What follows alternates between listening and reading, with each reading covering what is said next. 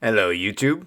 I'm Vince White. I'm an employment attorney, and I've got a bit of a frog in my throat, so I apologize for that. A bit of a cough. On this channel, we answer publicly posted questions, getting folks the answers they need from an employment attorney. We have a question here from YouTube user Shea Butter, who asked us, "Hi Vince, great channel. Great taste, Shea Butter.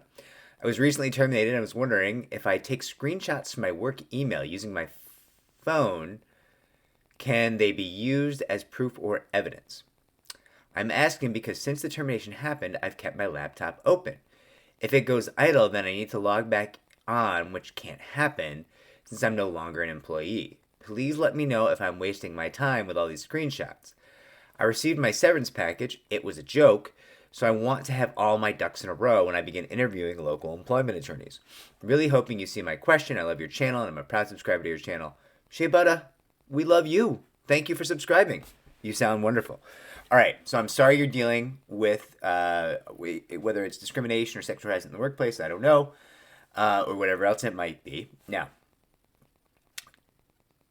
there's always going to be an issue of the best version of evidence, right? So you're asking, hey, should I take pictures or screenshots of these emails? It can be good to have them. You're already fired.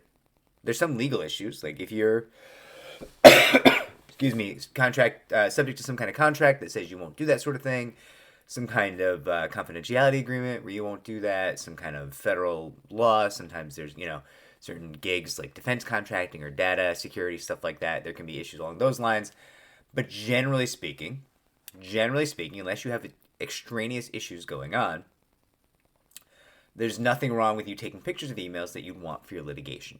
Now, in reality, you're likely going to be able to obtain those emails in discovery during litigation. It's very likely to be able to obtain those. But there's two reasons why you might want to have the emails now. One, it's going to make it easier for you to obtain representation, right? If you can show some kind of smoking gun email that really helps your case, or just emails that are valuable pieces of evidence to a prospective attorney, that is going to say, great, got a lot of evidence here. Really want to sink my teeth in, invest in this case heavily. Let's make this person an offer of representation, right? So that can be super useful.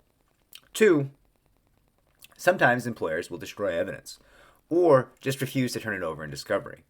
When you have proof that the emails at one time existed, if they destroy it, well, that proof is really, really valuable. Now, you can also get forensic IT, and they can find the shadows on the hard drives that shows things were deleted, and that's valuable too. But obviously, having the image itself of the email is going to be more valuable than having an IT expert saying, hey, there was an email here that was deleted, but we can't fully say what it said. Very, very different things, right? So, yeah, that's useful there as well. But also just in discovery, right? If you're saying, hey, attorney of mine, there's an email in which this person drops 3 racial slurs on me. And the employer's like, no, we didn't turn anything up like that in discovery. We don't have anything like that. The attorney's like, well, they said it doesn't exist. You don't have a copy of it. And you're like, but my attorney, my frere, we have a picture of it right here. Here's the email. So make that motion to compel, and if they don't hand it over to you, we're going to talk to the judge about how they're tampering with evidence, right? That's another story altogether. So no, you're not wasting your time. As long as you're on the right side of the law, which is a caveat I have to give you, although probably you are, also check with local attorneys about local laws. Like, listen, local laws are always different. They're different in different places. That's what makes them local. And it's entirely possible there's some kind of law somewhere like, oh, you can't take images of your employer's communications.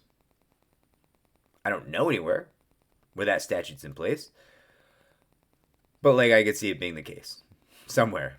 Like, if you're working in, like, Area 51, and you're taking pictures, and you're subject to, like, uber-duber, super-pooper, top security clearance, and you're, like, taking images of emails, you're going to jail, right? It's a very good chance that you will end up in a concentration camp, like a gulag somewhere that you will never get out of, right? So just be aware of the security and contractual and local law ramifications.